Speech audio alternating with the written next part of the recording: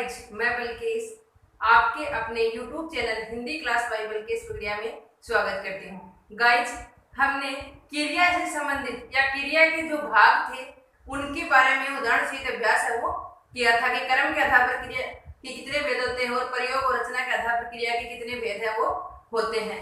आज हम क्रिया से संबंधित जो महत्वपूर्ण क्वेश्चन है उनका अभ्यास है वो करेंगे कि कौन कौन से किस किस प्रकार की क्रिया से संबंधित क्वेश्चन है वो बनते हैं। इससे पहले गाइज, अगर अभी तक आपने चैनल को सब्सक्राइब नहीं किया तो जल्दी से चैनल को सब्सक्राइब कर लें और वीडियो को ज्यादा से ज्यादा शेयर और लाइक है वो करें।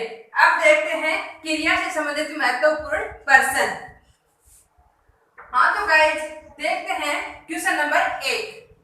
निम्न में से अकर्मक क्रिया का उदाहरण है। ये 4 उदाहरण है, इनमें से अकर्मक क्रिया का उदाहरण है वो कौन सा है?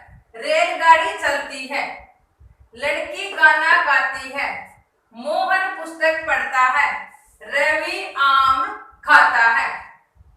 अब देखिए, अकर्मक यानी कर्म रहित, तो इसमें लड़की गाना गाती है, इसमें भी कर्म है गाना। मोहन पुस्तक पढ़ता है, इसमें भी कर्म है। आम खाता है, इसमें भी कर्म है। रेलगाड़ी चलती है, अब रेलगाड़ी तो क्या है? कर्ता, चलती है क्या है? क्रिया, इसमें कर्म नहीं है। तो जिसमें कर्म नहीं होता वो कौन सी होती है? अकर्मक होती है। तो अकर्मक क्रिया का सही उदाहरण क्या होगा? रेलगाड़ी चलती है। दूसरा है, किस वाक्य में द्विकर्मक क्रिया है? कि ऐसा कौन सा वाक्य है जिसमें 2 कर्म है? तो देखते हैं, कोयल गाना गाती है। आपको बताया था कि द्विकर्मक में क्या और किसको, दोनों का उत्तर है वो वाक्य में मिलेगा। अब देखते हैं, कोयल गाना गाती है, तो कोयल क्या गाती है? गाना, एक कर्म। अब गाती क्या हुई? क्रिया, और कोयल क्या है? कर्ता। अब इसमें भी एक ही क्रम है। अध्यापिका पुस्तक पढ़ाती है, अध्यापिका क्या पढ़ाती है? पुस्तक, कर्म, ये क्रिया हो गई और ये क्या हो गया? कर्ता हो गया। इसमें भी एक ही क्रम है। अमित पत्र पढ़ता है, क्या पढ़ता है? पत्र, इसमें भी एक क्रम है। लिखता क्या हो गई? क्रिया हो गई, या पढ़ता होता तो भी वो क्या होती? क्रिया होती। अमित क्या हो गया? कर्ता हो गया। गीता ने सीता को कहानी सुनाई, गीता ने सीता को क्या सुनाई? कहानी, एक कर्म।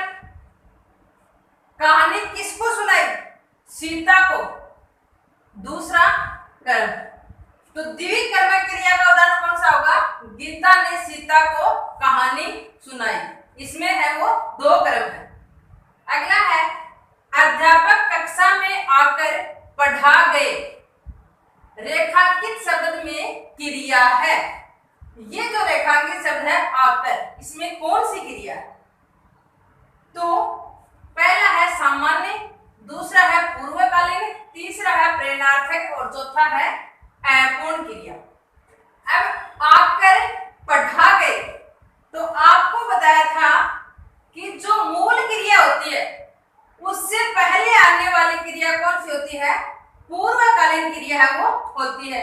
या कह सकते हैं कि एक क्रिया खत्म होती है, दूसरी चालू जाती है, तो पहली वाली क्रिया क्या होती है? पूर्वकालीन क्रिया होती है। तो ये आपका है वो कौन सी क्रिया है? पूर्वकालीन।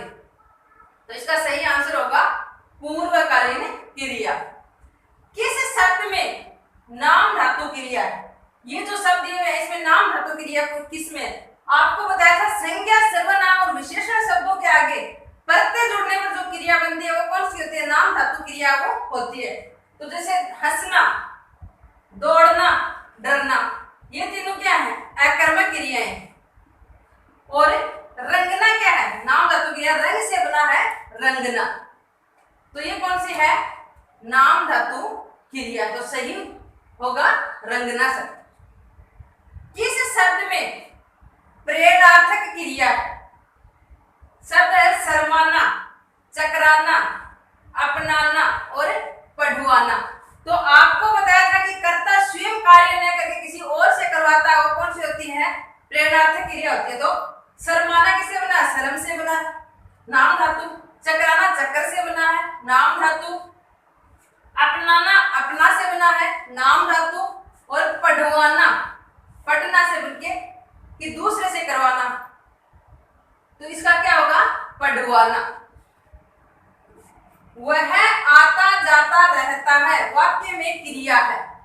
अब देखो, आता जाता और रहता, कितनी क्रिया है? एक से अधिक क्रिया होगी, वो कौन सी क्रिया होगी? संयुक्त क्रिया। तो वह आता जाता रहता वाक्य में कौन सी क्रिया है? संयुक्त क्रिया। इसका सही आंसर होगा संयुक्त क्रिया। अब अगला 7 नंबर क्वेश्चन, आकाश में तारे निकल आए, वाक्य में संयुक्त क्रिया है। आकाश, तारे, निकल और निकल आए। अब संयुक्त क्रिया कौन सी थी? जिसमें एक से अधिक क्रिया आती है वो संयुक्त क्रिया होती है। तो आकाश तो क्या है इसमें? निकल और आए, तो इसमें संयुक्त क्रिया होगा निकल आए। निकल भी क्रिया है और आए भी क्रिया है, तो दो या दो से अधिक क्रिया होंगे, वो कौन सी होगी? संयुक्त क्रिया। तो सही आंसर होगा निकल आए है। अमित गाना गाकर चला गया, वाक्य में मूल क्रिया, ये वाक्य है अमित गाना गाकर चला गया। तो मूल क्रिया कौन सी होती है? जो खत्म होने के बाद में, एक क्रिया खत्म होने के बाद दूसरी चलती है, या कि मूल क्रिया से पहले जो क्रिया आती है उसकी अगली क्या होती है? मूल होती है। तो इसमें देखो, अमित गाना गाकर चला गया, अमित क्या करता और गाना क्या है? कर्म, गाकर और चला गया। तो मूल क्रिया, इससे पहले ये क्रिया आ रही है, तो ये तो क्या हो जाएगी? पूर्वकालीन, और चला गया क्या हो जाएगी? मूल क्रिया। तो इसका सही आंसर क्या होगा? चला गया।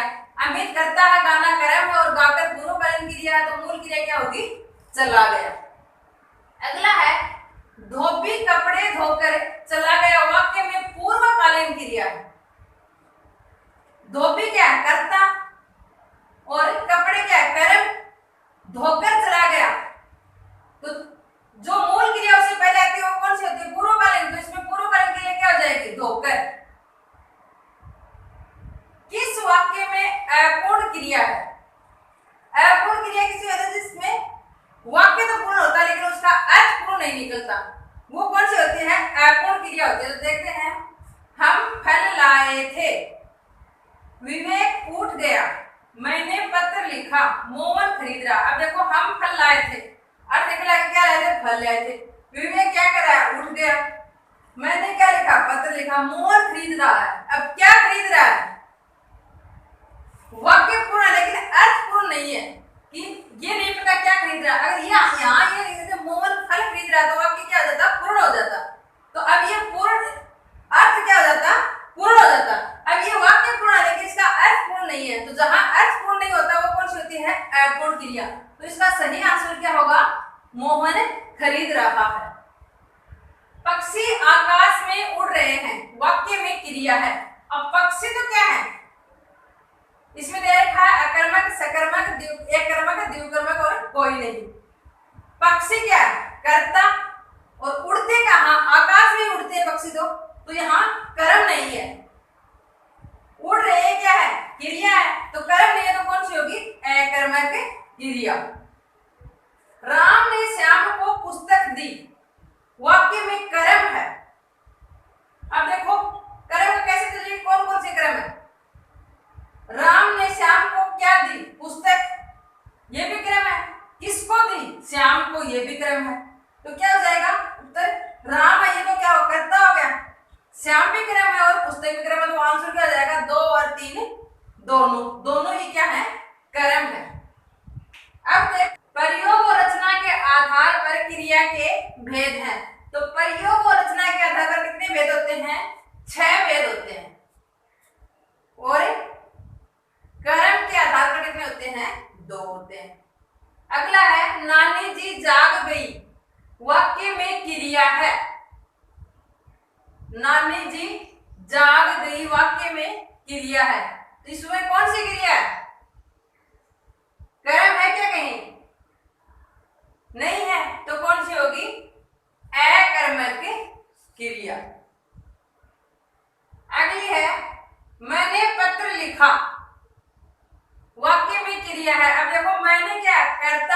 लिखा है क्रिया और पत्र है कर्म। तो इसमें कर्म है तो कौन सी क्रिया होगी? सकर्मक क्रिया। और कर्म कितने हैं? एक है, तो क्या होगी? एक कर्मक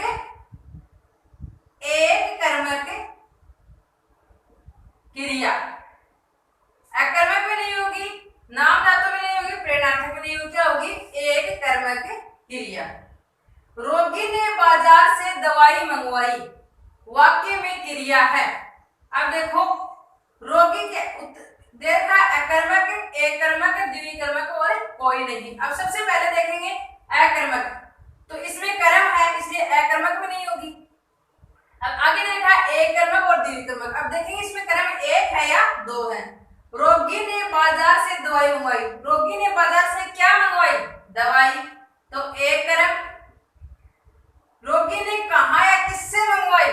बाजार से, तो दूसरा कर्म। तो इसमें दो कर्म है तो कौन सी क्रिया होगी? द्विकर्मक क्रिया है वो होगी। मैंने पेड़ कटवा दिए, वाक्य में क्रिया है। अब देखो मैंने पेड़ कटवा दिए, इसका मतलब खुद ने तो नहीं किया, किसी दूसरे से करवाया है।